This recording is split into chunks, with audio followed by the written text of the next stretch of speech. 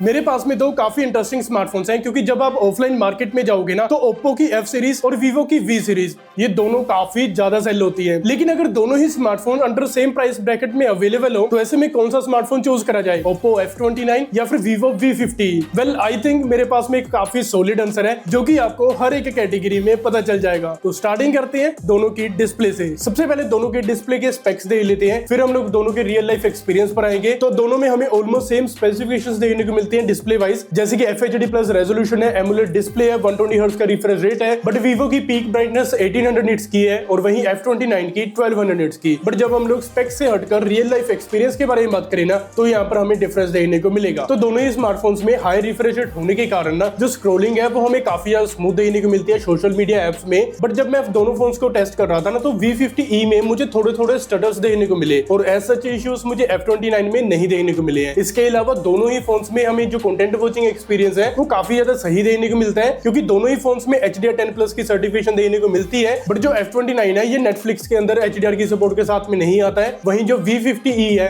इसमें हमें नेटफ्लिक्स के अंदर भी यहाँ पर HDR की सपोर्ट देखने को मिल जाती है। लेकिन यहाँ पर एक और चीज है कि दोनों ही फोन्स में हमें YouTube के अंदर HDR की सपोर्ट देखने को मिल जाती है, वहीं जो V50e है उसमें थोड़ी थोड़ी यहाँ पर वीडियो लैग हो जाती है, लेकिन एज सच इश्यूज F29 में नहीं है। अभी ना दोनों ही स्मार्टफोन्स में तब डिफरेंस देखने को मिलता है जब आप दोनों ही फोन्स को साइड बाय साइड रखोगे, क्योंकि जो F29 है ये फ्लैट डिस्प्ले पैनल के साथ में आता है, जो V50e है इसमें हमें क्वाड माइक्रो कर्व डिस्प्ले देने को मिलती है। अभी दोनों ही पैनल्स के ना अपने अपने फायदे हैं और अपने अपने नुकसान है। बट जो फ्लैट पैनल है इसके थोड़े से फायदे ना हमें ज्यादा देखने को मिल जाते हैं, क्योंकि जो फ्लैट डिस्प्ले होती है इसकी जो रिप्लेसमेंट कॉस्ट है ये कर्व डिस्प्ले से सस्ती होती है, और सेकेंडली इसके जो टेम्पर्ड ग्लास वगैरह है वो काफी ज्यादा इजीली अवेलेबल होते हैं मार्केट में। और वहीं कर्व डिस्प्ले में टेम्पर्ड ग्लास या तो मिलता ही नहीं है, और अगर मिल जाएगा तो वो नॉर्मल वाले से काफी ज्यादा एक्सपेंसिव होता है। और दोनों फोन्स में सेकंड डिफरेंस आप तब नोटिस करोगे जब आप दोनों ही फोन्स को हाथ में होल्ड करोगे, क्योंकि जो V50e की जो फीलिंग है ना वो आपको कर्वी देखने को मिलेगी, क्योंकि इसका जो बैक पैनल है वो भी कर्वी है और जो फ्रेम है वो भी कर्वी देखने को मिलता है। और वहीं जो F29 है इसका जो बैक पैनल है वो भी फ्लैट है, इसका जो फ्रेम है वो भी फ्लैट देखने को मिलता है, मतलब कि आपको टोटली यहाँ पर बॉक्सी सा डिजाइन देखने को मिलता है। बाय द वे आप क्या प्रेफर करते हो, बॉक्सी डिजाइन या फिर कर्वी डिजाइन, ये कमेंट करके जरूर बताना। बट अगर ड्यूरेबिलिटी के बारे में बात करें ना देन यहाँ पर F29 जो है थोड़ा सा ज्यादा ड्यूरेबल है, क्योंकि इसमें हमें 3 IP रेटिंग्स देखने को मिलती है, IP66, 69 और 68। और वहीं V50e में हमें 2 रेटिंग्स देखने को मिलती है, IP68 और 69। और F29 के पास में ना एक एडवांटेज ये भी है कि इसकी जो टेस्टिंग है वो स्पेसिफिकली इंडिया के लिए करी गई है, और इंडिया में ही करी गई है SGS लैब पे जो कि बेंगलोर में है। हालांकि इसके अलावा प्रोटेक्शन के बारे में बात करी जाए देन F29 में हमें गोरिल्ला ग्लास 7i की प्रोटेक्शन देखने को मिलती है, V50e में हमें डायमंड शील्ड ग्लास देखने को मिलता है। और अगर यहाँ पर देखा जाए देन जो डायमंड शील्ड ग्लास है ना इसकी इतनी ज्यादा पॉपुलैरिटी नहीं है, और ऊपर से जो गोरिल्ला ग्लास की प्रोटेक्शन रहती है ना वो काफी ज्यादा सुपीरियर देखने को मिलती है। और सेकेंडली जो F29 है ना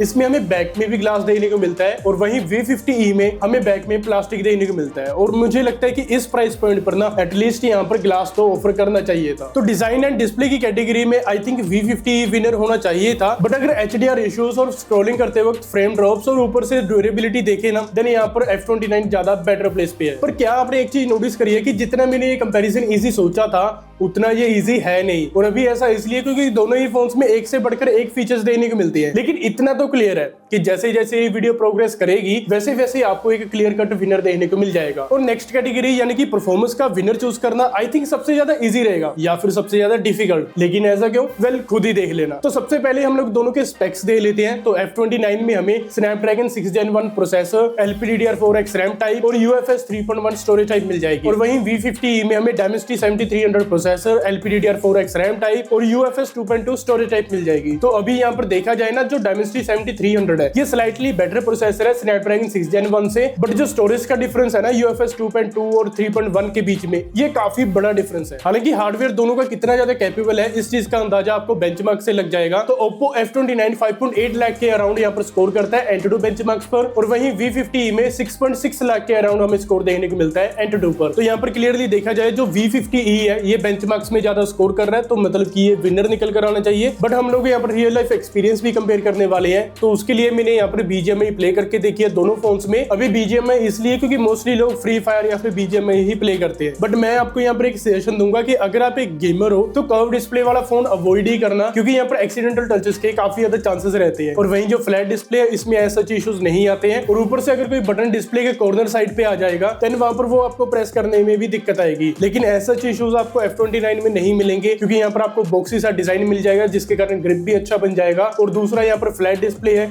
तो कोई बटन प्रेस करने में भी कोई दिक्कत नहीं आएगी। और गेमिंग करते वक्त आपको ये चीज भी पता होगी कि नेटवर्क का रिलायबल होना कितना ज्यादा इंपॉर्टेंट है। तो ऐसे में F29 के पास में एक ये भी एडवांटेज देने को मिल जाती है कि इसमें हमें हंटर एंटीना आर्किटेक्चर देने को मिल जाता है, जो कि सिग्नल स्ट्रेंथ को तकरीबन 300% तक बूस्ट कर देता है। और ये चीज मैंने खुद भी नोटिस करी है। वेल, हमारे नीचे जो रूम है ना, वहां पर इतनी ज्यादा नेटवर्क नहीं आते हैं जिसके कारण इंटरनेट स्लो चलता है। बट F29 में नॉर्मल फोन्स के मुकाबले में मुझे ज्यादा बेटर रेंज भी देने को मिली है और जो नेटवर्क की स्पीड है वो भी काफी ज्यादा बेटर देने को मिली है। बट अगर overall day to day users के बारे में बात करें ना, देन दोनों ही स्मार्टफोन्स काफी अच्छा परफॉर्म करते हैं। अभी चाहे आप मल्टीटास्किंग कर रहे हो या फिर नॉर्मल सोशल मीडिया पे स्क्रॉलिंग वगैरह कर रहे हो या फिर नॉर्मल सा कोई टास्क वगैरह परफॉर्म कर रहे हो। और ऊपर से ये दोनों स्मार्टफोन्स गेमिंग स्मार्टफोन तो बिल्कुल भी नहीं है, बल्कि ये दोनों स्मार्टफोन्स ओवरऑल कैटेगरी को टारगेट करते हैं। मतलब कि जिसमें आपको बाकी की चीजें भी अच्छी मिल जाए और डिसेंट लेवल की गेमिंग भी मिल जाए। तो यहाँ पर परफॉर्मेंस की कैटेगरी में कौन सा विनर है? वेल, अगर बेंचमार्क वगैरह देखूं, देन जो V50e है ये क्लियरली विनर निकल कर आता है। बट अगर यहाँ पर एक्सीडेंटल टचेस देखी जाए या फिर स्टोरेज टाइप देखी जाए या फिर नेटवर्क एडवांटेज देखी जाए, देन आई थिंक ये कैटेगरी जो है वो ड्रॉ हो जाती है। पर अभी यहाँ पर देखा जाए ना, ये जो कंपटीशन है ये धीरे धीरे काफी इंटेंसिफाई होता जा रहा है। बट नेक्स्ट कैटेगरी यानी कि सॉफ्टवेयर में यहाँ पर एक क्लियर विनर निकल कर आएगा और आपको पता है वो कौन सा रहने वाला है। तो सॉफ्टवेयर वाइज दोनों ही smartphones out of the box Android 15 के साथ में आते हैं, लेकिन F29 में आपको 2 मेजर OS अपडेट्स और 3 साल के सिक्योरिटी पैचेस मिलेंगे। और वहीं V50e में आपको 3 मेजर OS अपडेट्स और 4 साल के सिक्योरिटी पैचेस देने को मिलेंगे। तो यहाँ पर नंबर वाइज तो देखिए ना, जो Vivo है वो क्लियरली विनर है, लेकिन software experience wise ColorOS 15 literally काफी ज्यादा स्मूथ है। और इवन तो मैं Oppo Reno 13 Pro पिछले कई महीनों से यूज कर रहा हूँ और इसका जो सॉफ्टवेयर है ना वो सच में काफी ज्यादा स्मूथ है। अभी चाहे आप ऐप ओपनिंग या फिर क्लोजिंग एनिमेशन ले लो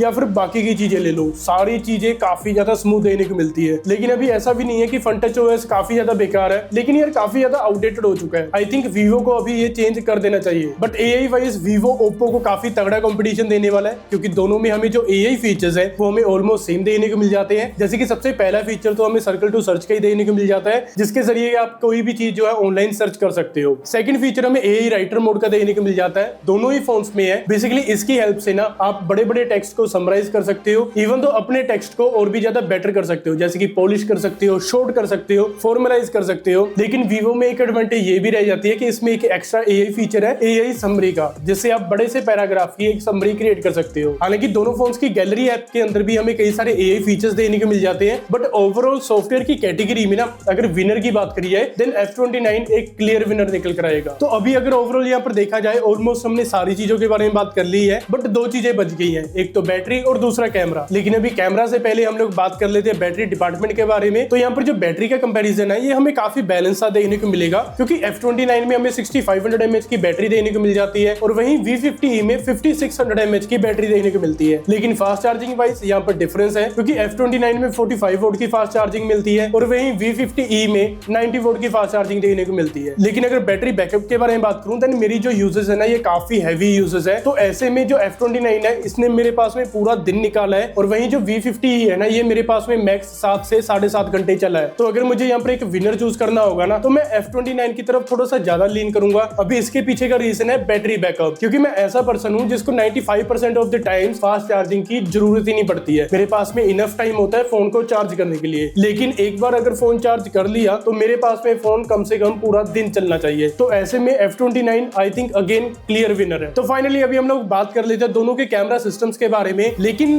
कैमरा सैंपल्स देखने से पहले हम लोग दोनों के स्पेक्स देख लेते हैं। तो दोनों ही स्मार्टफोन्स में हमें 50 मेगापिक्सल का मेन कैमरा देने को मिल जाता है, प्लस OIS से यहाँ पर रहने वाला है। लेकिन सेकेंडरी कैमरा ओप्पो में हमें 2 मेगापिक्सल का मोनोक्रोम देखने को मिलता है और वहीं Vivo में 8 मेगापिक्सल का अल्ट्रा वाइड एंगल देखने को मिल जाता है। लेकिन अगर बात करें फ्रंट कैमरा के बारे में, देन ओप्पो में हमें 16 मेगापिक्सल का सेल्फी कैमरा देखने को मिल जाता है, वहीं V50e में 50 मेगापिक्सल का अगेन यहाँ पर हमें कैमरा देखने को मिल जाता है। तो अभी देखते हैं दोनों के कुछ कैमरा सैंपल्स। अभी डे टाइम में मैंने एक चीज नोटिस करी है कि Vivo के कैमरास काफी इनकंसिस्टेंट है। कभी कभी तो ये स्किन टोन्स काफी सही कैप्चर कर लेता है, लेकिन मोस्ट ऑफ द टाइम्स यहाँ पर स्ट्रगल करता है। बट F29 में स्किन टोन्स प्रॉपर्ली बैलेंस देखने को मिलते हैं, बस जो फोटोज हैं वो थोड़ी सी वार्म साइड में आती है। और अभी कुछ देखते हैं दोनों के पोर्ट्रेट मोड के सैंपल्स। और यहाँ पर एक चीज क्लियर है कि Vivo बैकग्राउंड ब्लर में स्ट्रगल कर रहा है और ऊपर से एज डिटेक्शन में भी स्ट्रगल कर रहा है। बट F29 में ऐसा नहीं है, क्योंकि बैकग्राउंड ब्लर भी अच्छे से मैनेज है और एज डिटेक्शन भी हमें काफी सही देने को मिलती है। बट सेल्फी कैमरा में एज डिटेक्शन अच्छी है V50e की, बट ओवरऑल यहाँ पर मैं प्रेफर करूंगा F29 को, क्योंकि लाइट जो है वो काफी अच्छे से कंट्रोल कर रहा है। जैसे इस फोटो में शोल्डर पर लाइट लाइट पड़ रही है ना,